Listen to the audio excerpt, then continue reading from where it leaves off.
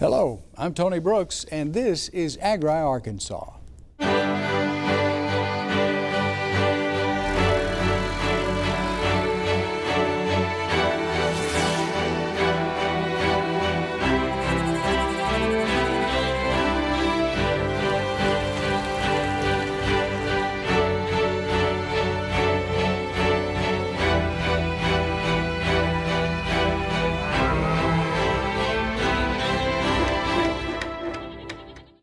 I want you to think about a farmer for a moment. Visualize the hands working, the back lifting, the sweat on the brow, the boots in the mud. Now think about the face. What do you see? If you're like most people, you see a male, but that is not always the case. According to the 2012 Census of Agriculture, there are over 22,000 women operators working in Arkansas agriculture, of which 5,485 are principal operators. Let's take a closer look now at women in Arkansas agriculture. I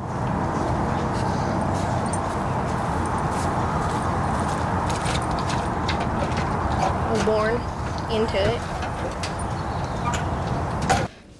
There is 5 of us, and I'm the only one that really enjoyed it and gave interest into it, and so Dad kind of raised me as if I was a son, I guess you could say. I was his hunting buddy, I was his fishing buddy. We went to the sale barn together, we worked together. Like, I've known how to drive a piece of equipment since I was very young. Just because that's just what you do. We have a little over 500 acres of ground right here where we live, and then we own land in other counties around the state. We've got several hundred acres leased, and we had some row crop, we had wheat, and we've gotten out of that business because row crop mainly is for the big guys, and we're not so big anymore, and we don't really want to do it. And so we have beef cattle and hay, and then we're backgrounding cattle for other people. I think historically women have been more involved in agriculture than the public realizes, and certainly more than they've been given credit for. And I think especially in livestock operations, in woodland timber owner operations, women have always been very involved, maybe more so there than in Delta large-scale row crop operations, but that certainly women have been very involved there as well. And I think people just oftentimes don't realize it. And even the women themselves may not realize what a big role they play sometimes in those operations. It's okay. It's okay. I think it's really important to understand that Arkansas has the largest number of women as primary farm operators in the Delta states. And we do our share of contributing to the $20 billion a year agriculture industry in Arkansas. But not only that, that number doesn't capture those of us who are partners on agriculture operations. And our responsibilities have changed over the years in farming, and so women play a very valuable role in agriculture. The latest census of agriculture conducted by the National Agricultural Statistics Service shows us there's about 5,400 women principal operators of farms in Arkansas, and the bulk of that is with our livestock operations, poultry and cattle operations. The average age is about evenly split between women who are between 45 and 65, and then 65 and older. I think we're seeing more younger women come in, though, as they're actually choosing agriculture as a career. Previous generations may have kind of found themselves in that situation, that they are the principal owner due to family circumstances, a death or divorce, and they took up that challenge, certainly. But younger women in the last generation and these future ones are actually getting educated in agriculture, they're getting specialized training, and they're actually seeking that as a career option. I'm 21, and when I was little, I'd always ride in the tractor with my dad all day, and then when I got a little older, he stick me on the tractor and leave. He'd show me what to do, and he'd say, all right, get out when it's dark. And then it just became a hobby, and to me, there's nothing else I'd rather do than row crop and mess with the cows. My husband had farmed and ranched his whole life, and we were together for 30 years, and he died 3.5 years ago. And he was the principal everything, and I was his hand, his gopher, the bookkeeper, all of those many things. And but I had promised him before he died that I would keep this running. It was our dream, and we built it together. And Terry and I, my daughter and I, are keeping it running. As a woman, an older woman, I'm not as strong, physically strong as a man, but mentally I am strong, and am able to make decisions and change with the times. And one of my favorite old sayings is, there's more than one way to skin a cat. And just because I'm not physically strong doesn't mean I don't have equipment that is. And so Terry and I have learned to do things maybe a little differently than other people would do them, but we get them done. I run about 250 mama cows, and raising cattle is a little bit rugged, and it's typically thought of as a male career. But I'm kind of locked into it. And I'm lucky I'm locked into it because I enjoy it. But I'm locked into it because that's all I know. And so, but I am a single woman farmer, and I just do what every cattle farmer does. I mean, it's you know, I'm no different. The chores aren't any different because I'm a woman. Some of the things I've worked out about lifting and things like that. I do a lot of mechanized, you know, do a lot of lifting with my tractor, and I have a skid steer loader, and I do, you know, heavy, some things that men can just jump, pick and carry. You know, I do a little bit of lifting with equipment. People don't take you seriously at first. They kind of blow you off sometimes, and you sometimes have to get a little serious with them, let them know, you know. Most everybody now, though, they know me. They know I am, you know, what I say I am. But probably the comment I get, like my pet peeve comment, they say, so you can drive a tractor? And I'm like, you know, I try to just be modest about it. Yeah, I know how to drive a tractor. It's not super offensive. I guess they just think it's a man's job, maybe. They don't think, maybe they don't think I can work as hard as a man, or maybe I'm not as strong. Agriculture's changed. You know, it's not your granddaddy's Buick, it's not your granddaddy's farm anymore. I mean, you've got the technology's changes. It's more about intellectual capital now than it is just back-breaking work out there. You know, it's still very hard work, but it's something women can't do, and they are doing it. But you've got to be a scientist, you've got to be a mathematician, you've got to be a marketer, you have to do all these things, and women trained to do all that and are doing it. We'll talk more about the role of women in Arkansas agriculture in just a moment with Dr. Jennie Popp with the University of Arkansas at Fayetteville. But first, the timber industry here in Arkansas. If you brushed your teeth this morning, chances are that there were components that came from the forest that were in your toothpaste. It's turned into the paper that we use in our copying machines every day that you would buy at the big box store out there. It goes into lumber that we need to build our homes. It goes into many, many kinds of products that we don't even really think about it.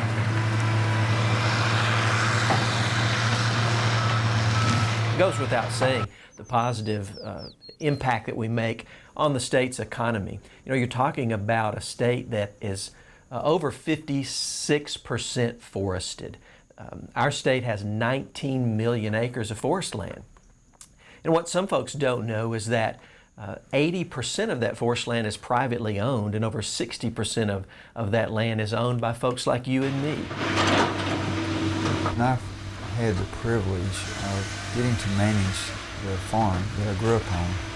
My view personally has changed tremendously over the years. When I was young, our focus was growing cows, and I had a view of trees as they served only two purposes. One is a shade tree for a cow, or secondly, provide work for a bulldozer to push it over. And now we grow trees, and so we've come quite a ways in that. When my brother and sister and I were children, my father died and my mother went back to teaching school, and occasionally she would have somebody to come by the house and knock on the door and say, you know, I'd like to buy your timber here, and I'll pay you real good prices, and I'm prepared to write you out a check tonight. Just sign the paper here. And so my mother kind of always looked at that as just a gift that fell out of the sky. And she would take the first offer that anybody gave. And so we felt like that she gave a lot of timber away. But the first timber that my mother sowed was probably in the late 1950s. And there weren't resources out there for the public like today. And so the landowner basically was kind of at the mercy of whoever came and offered him a price. And that is dramatically different from the way we do things today. Today we have excellent resources.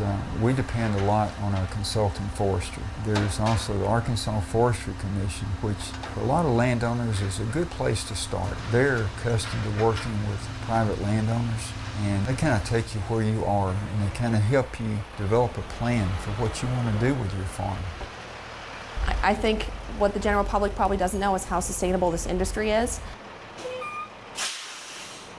We are Pinecrest Lumber Division. We are a sawmill, part of the Green Bay Packaging family, which has been in Arkansas for 50 years. We have three main processes that happen here. The first is the log breakdown, and that's what happens in our sawmill, and that's where we have our green lumber production.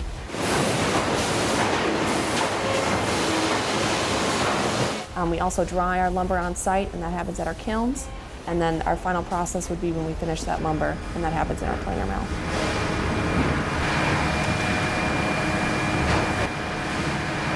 We control this process from the seedling that we plant all the way to the final product we're producing. And so, you know, for the 40 years we've owned land here in Arkansas, we've planted 170 million trees. And for every 5 that we harvest, we plant 6. And actually, we have 265,000 acres of company land, and 23,000 is set aside in permanent buffer strips to protect streams, endangered species, and cultural sites. You know, forestry these days equates to about a $3.2 billion economic impact to the state of Arkansas. And that's a big deal when you think about that. We love the forests, and by managing forests sustainably, we can get everything we want out of them. We can get the aesthetic beauty that people appreciate. We can get the quality wildlife that folks appreciate, water quality and air quality, and we can get the over 5,000 products that we get from the forest that we use every day. So forestry today in Arkansas is really a win-win scenario. As we just heard, the timber industry in Arkansas has an estimated $3.2 billion impact on the state's economy. We'll discuss those numbers more in our panel discussion with Dr. Tamara Walkingstick of the University of Arkansas Extension Service a little later. Farming can be a risky endeavor. Some smaller and mid-sized operators have found a way to minimize that risk somewhat with support from their community. Take a look.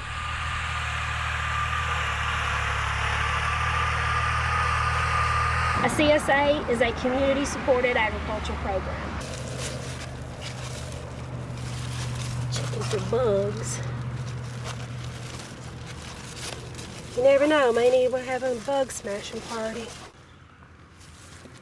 Community-supported agriculture is a subscription program where the consumers prepay in advance for a portion of the harvest.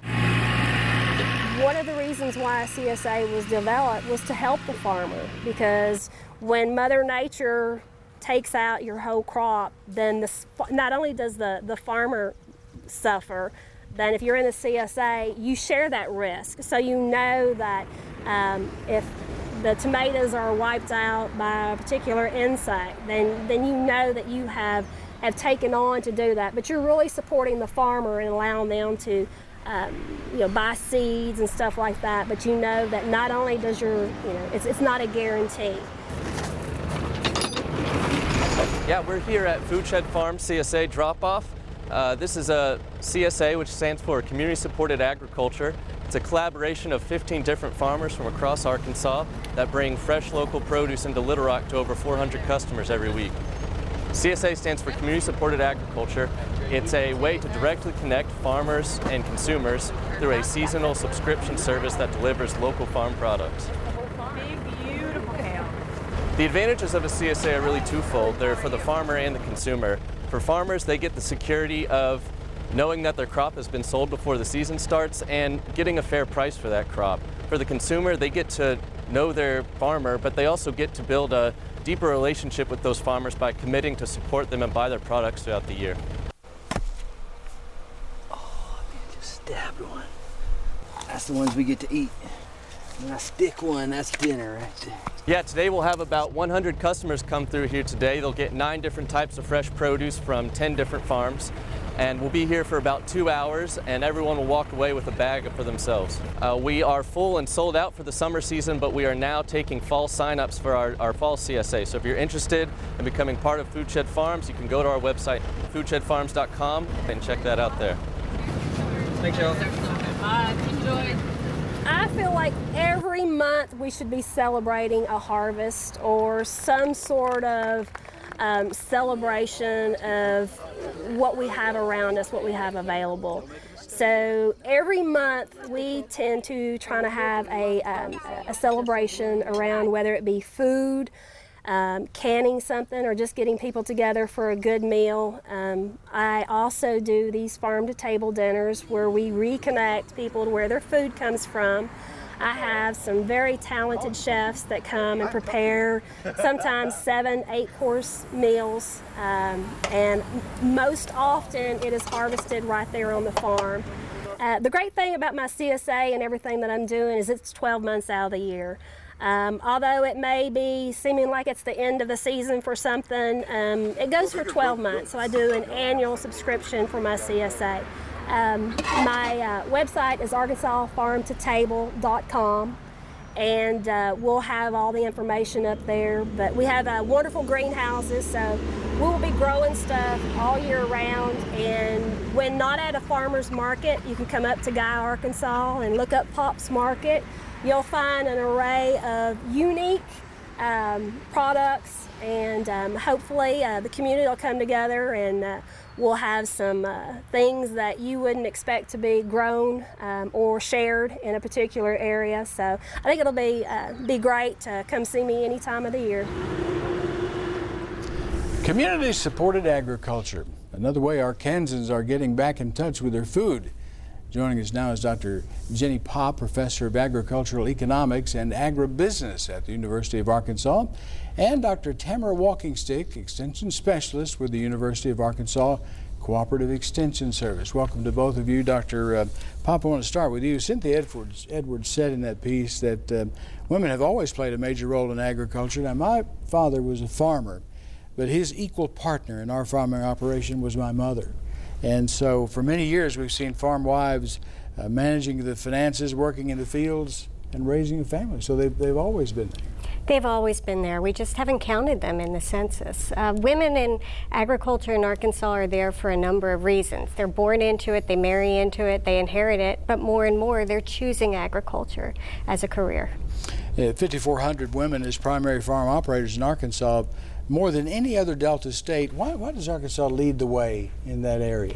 I believe it's due to the nature of the agriculture here. A lot of women are involved in livestock, particularly poultry and cattle operations, which we have a lot of in Arkansas.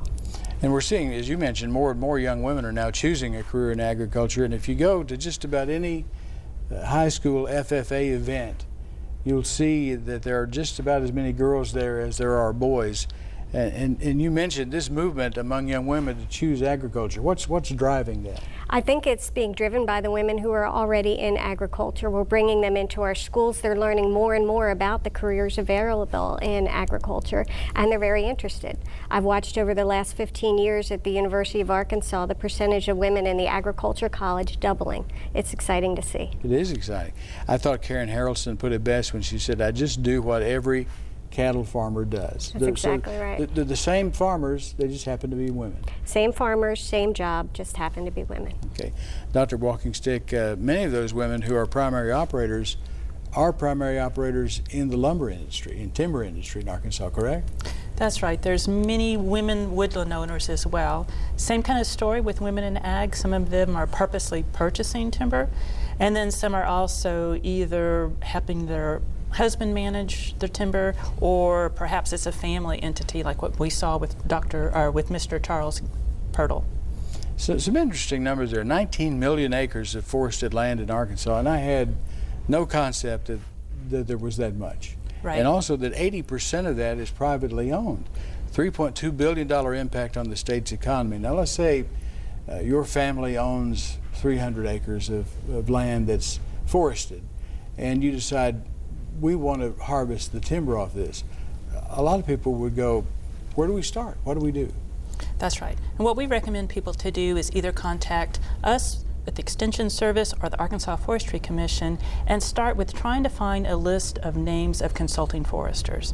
Or they can also start first with the Arkansas Forestry Commission with a management plan, and then try to find a consultant who will help them manage the sale. And it's not always been that way. As we heard from Mr. Pirtle years ago, people would come in and make offers, and it wasn't always a fair offer, but people didn't know any better. That's right. Usually a lot of forest landowners have one chance in their life to sell timber. So they don't necessarily know the market, they don't know what they have. So sometimes they don't do their homework, and they don't really know what questions to ask. And they can make some mistakes. So ask those questions. It could be expensive. Ask the questions. Okay. I want to talk a little bit about sustainability. Louisa Daniels with Pinecrest Lumber said that in the 40 years of their existence that they've owned land in Arkansas, they planted 170 million trees, 6 planted for every 5 harvested. But with a tree, unlike row crop that we talk about a lot on this program, you've got a significant amount of time between the seedling and the mature tree that can be harvested. That's right. And that's why those other benefits from forest are so important. During that time, you've got wildlife, you're protecting the water, you've got the visual beauty of it. So you have to think about those other non-market values that you're getting from your timber. And then you also get the timber. Okay. And I'm so happy to have both of you here because you're both involved in an organization working to advance women in agriculture and help women in agriculture. Let both of you just tell me a little bit about that. Well, Tamara and I were both there from the beginning. That's 10 right. years ago, I received a grant from the University of Arkansas Women's Giving Circle to begin a women's group that would provide information for women farmers. We started an annual conference that's gone on for most of those 10 years. I think 9 out of the 10 years that the conferences began. It began as a University of Arkansas and cooperative extension effort, but we're happy to see that it's really been taken over after the first couple of years by the farm women of the state.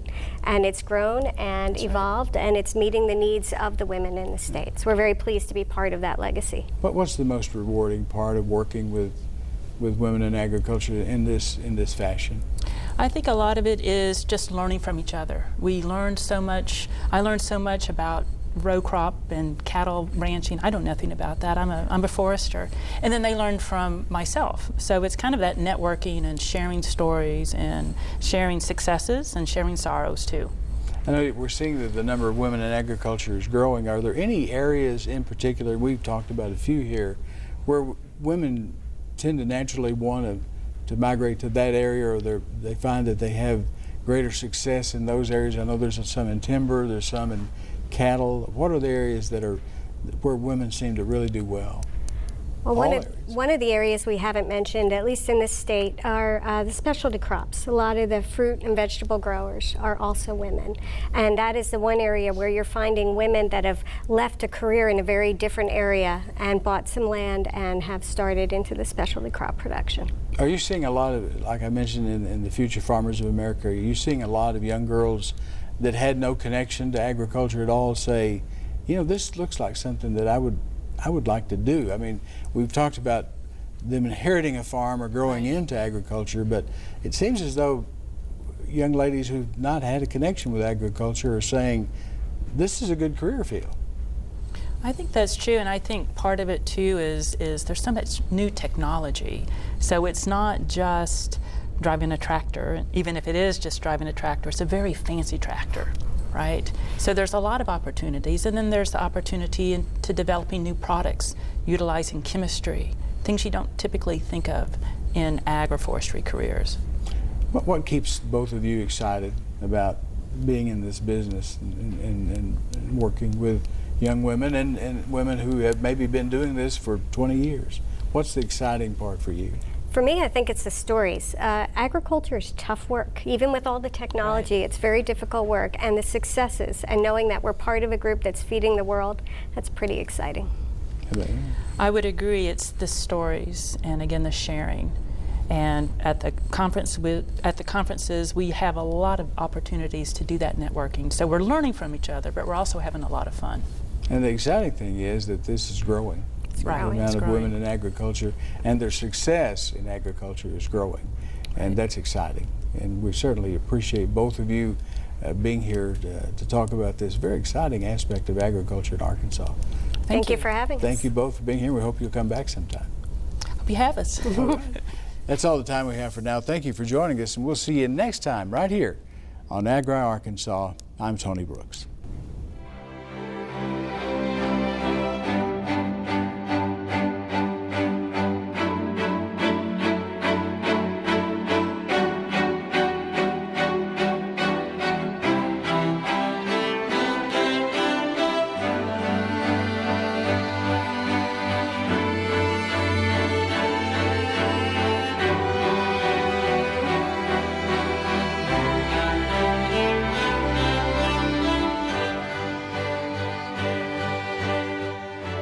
Major funding for this program provided by the Moving Image Trust Fund. Additional funding for this program provided by the Arkansas Agriculture Department.